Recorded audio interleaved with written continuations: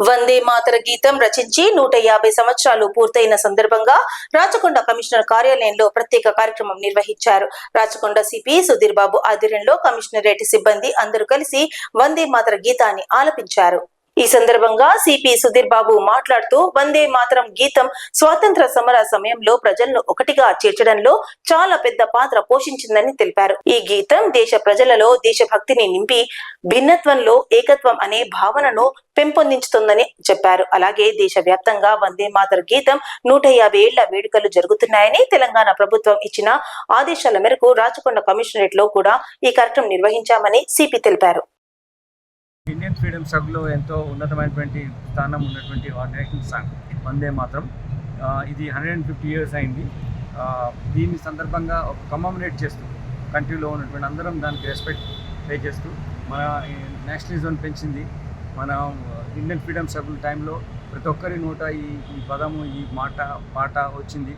దాన్ని గుర్తుంచుకునే విధంగా 2 స్టాంజాస్ ఈరోజు మన అందరు అధికారులు ఎవరైతే అవైలబుల్ ఉన్నారో ఆఫీస్ అందరితో కలిసి ఈ సింగింగ్ ప్రోగ్రామ్ పెట్టడం జరిగింది.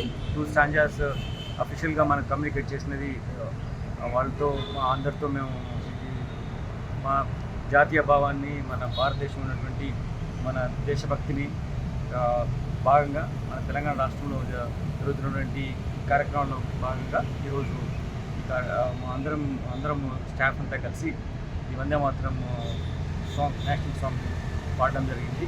గివెన్ స్పెసిఫైడ్ ఎన్విసాజ్డ్ 2 స్టాంజాస్ ప్రకారం. సో దీనివల్ల మళ్ళీ రీడెడికేట్ అయ్యి మోర్ ఎంతూజియాస్టిక్గా మనము మన దేశం కోసం ఎంతమంది ప్రాణాలు త్యాగం చేసి స్వాతంత్రం తీసుకొచ్చారు. దాని తర్వాత యూనిటీ అండ్ ఇంటిగ్రిటీతో పాటు యూనిటీ అండ్ డైవర్సిటీ ఉన్న కంట్రీ కాబట్టి అటువంటి అన్ని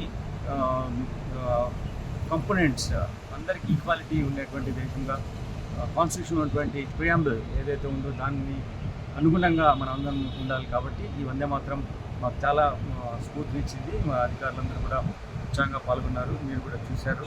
సో వాళ్ళందరికీ నేను అభినందనలు తెలియజేస్తున్నాను. ఇటువంటి కార్యక్రమం చేపట్టమని గవర్నమెంట్ నుంచి ఆర్డర్ రావడం ఇది మా అందరికీ సంతోషకరం.